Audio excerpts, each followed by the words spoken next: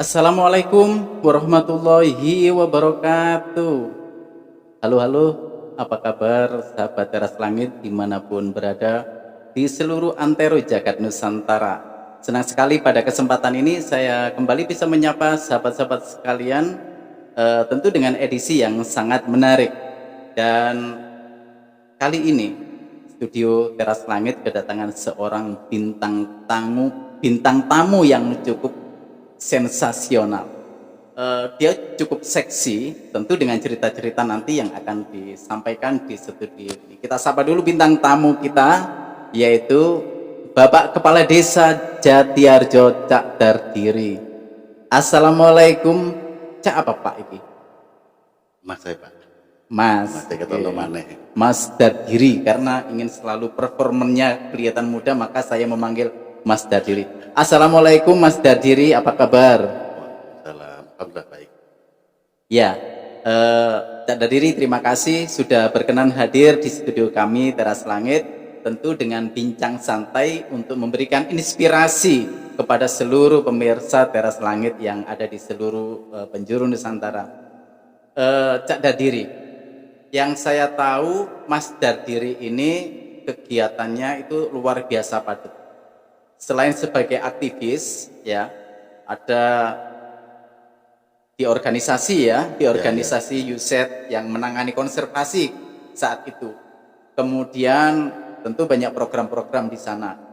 Kemudian selain itu, yang saya tahu tentang Cak Dardiri ini juga sebagai seorang entrepreneur, sebagai seorang pengusaha punya pusat oleh-oleh di tempat yang cukup strategis di dekat Taman Safari ya Cak ya. Itu. Kemudian sampean yang saya tahu juga sering keliling ke pengepul ikan karena sama juga sudah menjadi bakul iwak. Nah, artinya kegiatan Pak Kades sebelum menjadi Kades ya, Cak Dardiri ini kegiatannya sudah padat semen Cak Yun. Lumayan sangat padat. Nah, maka dari itu saya tertarik mengundang sampean untuk cerita kepada seluruh pemirsa di Teras Langit ini. Kenapa yang sampean itu sebagai pengusaha kemudian aktif di organisasi tiba-tiba kepingin jadi kepala desa, itu ceritanya di mana Cak? Ya, semua hal itu kan pasti ada motif, ada sejarah yang melatar belakang. Termasuk mengapa saya harus kembali ke desa saya, karena saya waktu pencalonan saya ada di desa lain, saya mencalonkan di desa Jatiarjo yang notabene kelahiran saya. Saya hanya ingin melakukan sesuatu yang bernilai dalam hidup saya, karena hidup itu bagi saya tidak semata-mata mencari dan mengumpulkan uang, tapi bagi kita ini adalah value, nilai itu lebih penting dari semata uang. Tidak. Oke, keren. Ya, artinya sampean mencalonkan diri sebagai kepala desa ini berarti suatu panggilan untuk lebih bermanfaat gitu ya Cak ya? Kepinginnya begitu, tapi mudah-mudahan terus bisa begitu. Iya. Nah, sekarang begini. Cak Dardiri sebagai seorang pengusaha artinya jelas ngono ya. Jelas jadi pengusaha itu penghasilannya itu terus besar lah. Ya, gimana ya? Saya mulai bisnis itu sejak tahun 97 sebelum saya satu kuliah sudah berbisnis. Kemudian 2021 saya mulai mengembangkan. 97 saya sudah salah satu perusahaan. 2002 saya mulai expand ke pasar-pasar dan 2013 saya sudah bekerja sama dengan eksportir ikan, dan dari sisi omset mungkin kalau anggaran desa kita untuk 6 tahun mungkin di omset saya cuma 2 bulan 3 bulan saja. Gitu ya. Nah, ini ada cerita yang menarik ini tentang sosok seorang Cak Dardiri ini. Menariknya begini. Awal Cak Dardiri ini terpilih sebagai kepala desa. Mutlak loh Cak Sorone sampean di waktu Pilkades kemarin, mutlak luar biasa, mayoritas itu. Nah, cuman ketika Cak Dardiri ini setelah dilantik, ini Pak Dardiri ini katanya kepala desa yang bandel. Nah, bandelnya itu karena setelah dilantik harusnya performanya sudah berubah, kemudian pakai baju kebesaran kepala desa. Sama sudah besar loh Cak. Tapi kalau bajunya besar tak piro gede nih. Besar lagi. Nah, Cak Dardiri dikatakan bandel karena selalu pakai kaosnya oblong juga. Nemui siapapun di balai desa ini selalu pakai oblong. Alasannya kenapa sama nggak mau pakai pakaian dinas itu? Ada dua hal bahwa kepala desa itu jabatan yang harus jadi satu dengan masyarakat. Pelayan. Kalau dulu ada orang ngomong kepala desa itu raja-raja. Buruh. Tapi faktanya sekarang ini pelayan, buruh. Gitu. Nah, sepengetahuan saya yang namanya pelayan itu ya sudah begini. Mosok katanya nyetil-nyetil terus keluar ngukur gorong-gorong, dikongkon gerijiki apa sampah di mana-mana. Eman seragam itu yang pertama. Yang kedua, saya rasa seragam itu kalau kita gunakan terus-menerus tanpa mengurangi rasa bangga dengan jabatan itu bisa justru menjadi jarak antara kepala desa dengan warga. Ini yang prioritas benar. Dan di samping itu saya merasa malu ketika kemudian saya berseragam tapi saya tidak bisa bekerja. Yang lebih penting itu sebenarnya, yang lebih esensial. Saya selalu ngomong kawan-kawan, tidak penting seragam, tapi yang lebih penting itu kita bisa bekerja untuk melayani masyarakat. Wah, jadi Mas Dadhiri ini dengan pakai kaos itu dengan alasan lebih belusukannya lebih lincah, gak ribet, kira-kira seperti itu. Tapi sekarang kenapa tiba-tiba Cak Dadhiri itu sudah berubah? Kaosnya sudah ditinggalkan dan mau pakai baju kebesaran, baju dinasnya kepala desa. Dari 12 visi saya, dari 12 misi saya, capaian itu, hari ini bahkan untuk besok itu Musrembang Des, saya lihat hanya tinggal sekitar 20% saja belum jalan, yang physically. Tapi yang lain-lain yang lebih ke edukasi dan sebagainya sudah 100% kita kerjakan. Maka saya rasa bolehlah berseragam. Tapi itu hanya saya batasi di event-event tertentu saja. Kalau harian saya masih tetap kaos oblong karena ini saya mau nulis bahwa seragam dinas kepala desa ini kaos oblong sebenarnya. Ini menarik sekali. Ternyata ada tagline tersendiri Pak Mas Dadhiri yang saya katakan bisa nyentrik nyeleneh kaos oblong ini sebagai seragam dinasnya kepala desa dengan tujuan lebih gak ribet dalam rangka memberikan pelayanan. Artinya meskipun tidak pakai seragam, pakai kaosan, esensinya pelayanan ini tidak berkurang dan bahkan lebih maksimal begitu ya Cak ya. Karena gini, saya amati pengalaman 3 tahun jadi kades bahwa menjadi kepala desa itu satu dia harus mampu membuat pelayanan yang baik, dan pelayanan yang baik itu ada 3 hal yang harus dilakukan. Satu, dia harus punya sistem, mampu membuat sistem, kemudian menyiapkan sumber daya manusianya, juga menyiapkan infrastrukturnya, peralatan dan fasilitas untuk perangkat itu. 3 hal ini nggak boleh dipisahkan. Kalau kemudian dibangun salah satu saja, maka pelayanan itu tidak akan pernah maksimal. Dan 3 hal ini di Jatarjo sekarang sudah jalan. Makanya sekarang di tahun ketiga ini saya sudah mulai jam 10 bisa ngopi. Kalau dulu saya tungguin terus itu orang-orang. Dan sekarang sudah jalan, sistem sudah jalan, infrastruktur oke, sumber daya kawan-kawan perangkat sudah sangat bagus menurut saya. Saya rasa ini sesuatu yang pengalaman yang luar biasa bagi saya. Iya. Nah, kemudian ngomong-ngomong soal ini pembantunya kepala desa dalam hal ini perangkat. Jadi sebagai pelaksana pemerintahan desa ini adalah kepala desa yang dibantu perangkat. Nah, yang mungkin perangkatnya biasanya jalan kemudian diajak lari kencang gitu. Kira-kira pernah enggak ada yang mengeluh kemudian butuh penyesuaian? Artinya butuh suplai suplemen yang cukup ketika mau diajak pengabdian yang dengan lari kencang itu. Kira-kira ada enggak yang pernah merasa keberatan mengeluh gitu? Ada di awal. Cuman satu hal saya ingatkan ke kawan-kawan perangkat bahwa jabatan saya ini dibatasi waktu. Saya ini hanya 6 tahun. Dan kalau kita tidak bisa menjadi tim yang kuat, maka otomatis saya selama 6 tahun akan gagal.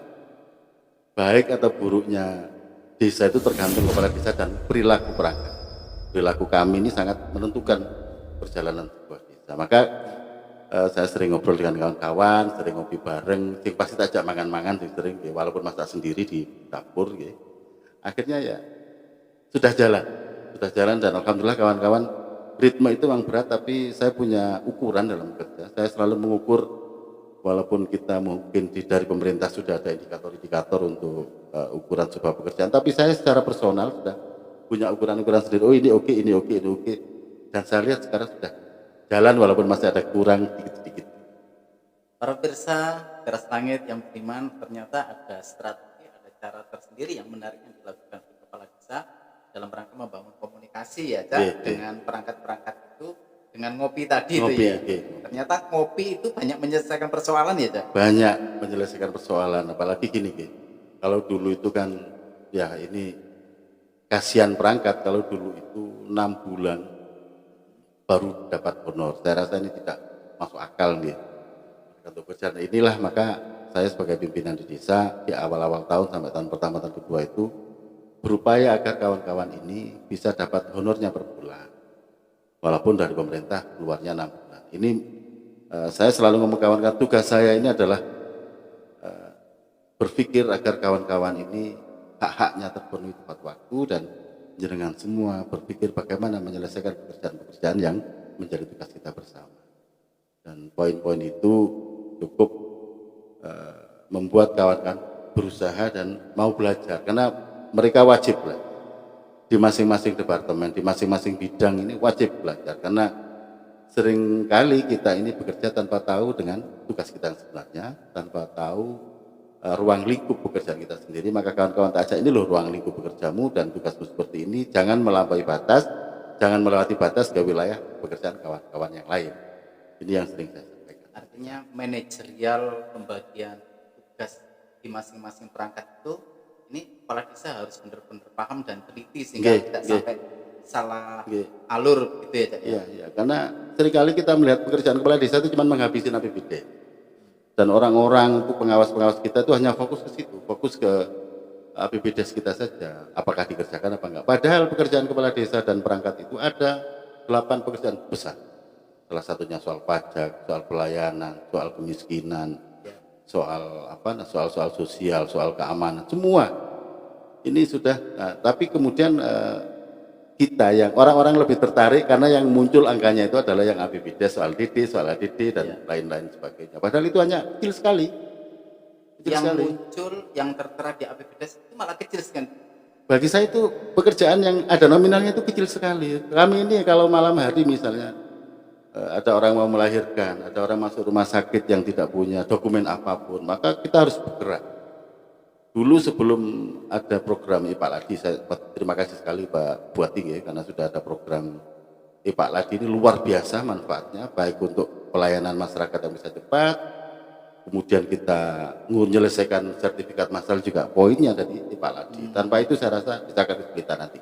Kios IPA Ladi luar biasa. Pelayanan kependudukan langsung jadi.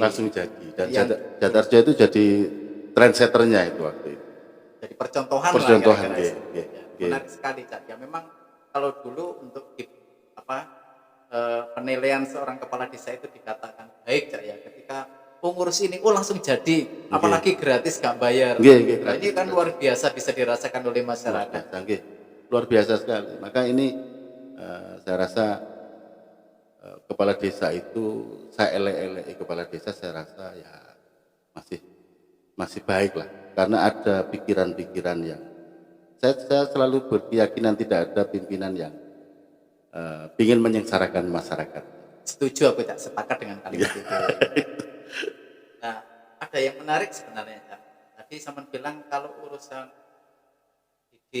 ADD itu kecil, ada yang bisa dibuat. Artinya ada banyak kegiatan pelayanan kepada masyarakat yang tidak terbiayai oleh anggaran desa, tapi itu tadi sama besar itu seperti apa? Ono wong kate babaran, ono wong gak bayi tapi gak duwe opo-opo, sapa sing ngeterno biaya tekon ndi. Kan masyarakat ndak tahu itu, pokoknya mana bantuan desa, mana pelayanan desa, dan setiap ada persoalan masyarakat kepala desa diminta untuk hadir. Nah, terus kira-kira dari mana, Cak? Apakah ADD itu anggaran duitnya dewe kanggo bantu masyarakat seperti itu? Kalau di Jatarjo, di zaman saya ini sudah ada sistem keuangan. Ada sistem keuangan, kami sangat ketat, ada verifikasi, ada macam-macam SPP dan sebagainya, itu kita sangat ketat. Hal-hal yang seperti itu, ya saya bersyukur mudah-mudahan laut itu nggak pernah kering lah. Mudah-mudahan selama lautan masih ada airnya, saya rasa ada rezeki buat nutupi semua itu. Maksudnya Pak Ades Jatiarjo, Pak Darkiri ini artinya punya sumber pendapatan yang besar dari nun sewu, karena kebetulan saya itu omset saya per bulan itu antara 5 sampai 6 miliar bisnis saya. Sementara anggaran desa ini kan 1 tahun paling kayak sekarang cuma 1,7. Jadi saya rasa apa ya, ya ya susah ngomongnya susah. Sementara fakta itu banyak hal yang harus kita biaya sendiri. Ya, ternyata para pemirsa sekalian, pemirsa Teras Langit ketemu, ya, ketemu jawabannya. Setelah saya cari, banyak kepala desa awalnya gendut, ya, tapi setelah menjabat kemudian langsing. Tetapi berbanding terbalik ya, dengan sahabat saya Pak Dadiri ini, yang dulu saya kira biasa-biasa saja, tapi sekarang perutnya semakin, ini artinya kesejahteraan, kebahagiaan. Ada yang bahagia itu katanya ketika punya uang banyak, tapi ada kebahagiaan yang merasa bahagia ketika kita semakin bisa maksimal berbagi seperti yang Cak Dadiri. Iya, benar. Karena jenengan tahulah, terutama tahun inilah paling mudah dibaca. Desa kami, Jakarta, tahun ini itu nggak bisa menganggarkan operasional. Tidak ada mamin saja, tidak ada. Bayar wifi pun nggak ada di APBDes kami. Semua itu kan harus dibayar. Ya, Semua itu harus dibayar. Ini yang real saja. Bayangkan kegiatan desa kami yang begitu padat, jenengan tahu sendiri sampai kemarin kami harus ke jenengan kaitan dengan persiapan selamatan desa, kami harus ngobrol banyak kan dengan jenengan itu karena memang desa nggak ada biaya. Saya nggak mau narik ke masyarakat, panitia juga sesuai tadi jangan pernah narik ke masyarakat untuk kegiatan ini, tapi harus jadi. Padahal nilainya ratusan juta, tapi berhasil juga gitu. Luar biasa ini, tangan untuk kepala desa Jatiarjo. Ternyata sahabat, menjadi seorang kepala desa itu harus mempunyai jiwa entrepreneur, harus bisa menata, menyelesaikan seluruh persoalan. Itu seperti itu. Dan mudah-mudahan ngobrol dengan seorang Cak Dadiri, seorang entrepreneur, seorang aktivis, dan juga seorang leader kepala desa Jatiarjo, ternyata luar biasa memberikan inspirasi ini, Cak. Nah, sekarang yang ingin saya tanyakan, saya tidak usah tanya apakah bagaimana Saman menilai siltap Saman sebagai kepala desa. Saya tidak ngomong itu karena tadi Saman sudah menyampaikan. Nah, kira-kira kesulitan apa yang pernah Saman alami ketika menjadi seorang kepala desa itu seperti apa? Kesulitan saya itu di awal, ini mungkin semua kepala desa baru, semua hal ini karena terutama dalam proses penyusunan RPJM. Ini saya mengalami masa kepanikan tersendiri sampai akhirnya saya harus lari ke kampus-kampus. Saya bekerja sama dengan beberapa kampus untuk minta tolong mahasiswanya membantu saya selama 2 bulan. Kemudian kami menemukan metodologi, menemukan skim. Ya, hanya itu kesulitan. Setelah itu sudah jalan. Kita mau ngapain 6 tahun? Sudah terencana selama semuanya. Nggak ada yang susah sih sebenarnya. Sekarang sudah pemerintahan sudah berjalan ngelumur. Nah, terakhir ini, Cak. Zaman sudah punya banyak pengalaman. Kira-kira pesan-pesan apa yang ingin sampean sampaikan, berbagi terkait bahwa dalam menjalankan urusan desa itu tidak bisa monoton, tidak hanya saklek menjalankan aktivitas kemudian mengeksekusikan selesai, ternyata tidak sebatas itu. Nah, kira-kira kiat-kiat apa yang bisa sampean sampaikan kepada sahabat-sahabat kepala desa yang lain? Saya selalu berpikir sederhana bahwa menjadi kepala desa itu mutlak sebuah pengabdian, mutlak sebuah pelayanan. Kalau ngomong kebanggaan itu sampai hari ini saya belum menemukan apa yang harus dibanggakan dari seorang kepala desa. Kalau kemudian ingin memperkaya diri, saya merasa bahwa justru menjadi kepala desa itu harus siap menjadi orang miskin. Karena realitas seperti itu. Maka saya selalu berpesan untuk berkomitmen bahwa rezeki itu selalu ada dengan selama kita mau memelihara hal-hal yang baik. Selama kita memilih hal-hal yang halal, saya rasa rezeki itu selalu ada. Itu aja. Ya. Ini jabatan, artinya jabatan kepala desa itu bisa 3 kali, kan, 3 periode kan ya. Nah, kemudian seorang Cak Dadiri yang sudah cukup besar namanya menggaung, dan siapa yang tidak kenal dengan Cak Dadiri? Semuanya kenal kecuali yang belum kenal dengan Cak Dadiri. Nah, kemudian pertanyaan kami begini, apakah tahun depan ketika disuruh memilih apakah Cak Dadiri akan melanjutkan pada babak berikutnya atau di periode kedua sebagai kepala desa Jatiarjo, atau ketika memilih Cak Dadiri ditawari partai politik, apakah tidak pernah keinginan untuk naik kelas menjadi anggota DPRD? Saya sampai hari ini belum pernah berpikir seperti itu. Nggih. Bahkan soal jabatan kepala desa yang 3 periode pun saya tidak tertarik 3 periode. Saya rasa 3 periode itu membunuh generasi, satu generasi akan terbunuh kalau kita sampai 3 periode. Tapi yang untuk untuk katanya bahwa legislatif itu kita naik kelas, saya juga tidak berpikir, karena saya akan menyelesaikan pekerjaan saya sebagai kepala desa sampai akhir jabatan. Ketika di tahun 2024 ada tawaran-tawaran, saya tetap di komitmen saya bahwa menjadi kepala desa itu tidak semata-mata soal profesi, tidak semata-mata soal pengabdian, tapi juga tanggung jawab moral atas pilihan kita yang sudah terlibat dalam kontestasi pilkades. Luar biasa. Kepala Desa Jatiharjo, Cak Diri tentu hanya waktu yang membatasi perjumpaan kita, tapi luar biasa menarik, bisa diskusi, bisa sharing, dan berbagi kisah dan cerita inspiratif di studio Teras Langit pada malam hari ini. Terima kasih kehadiran Pak Dadiri. Demikian bincang santai kami. Saya Agus Yanto mohon undur diri. Sampai jumpa di sesi yang lain. Wassalamualaikum warahmatullahi wabarakatuh.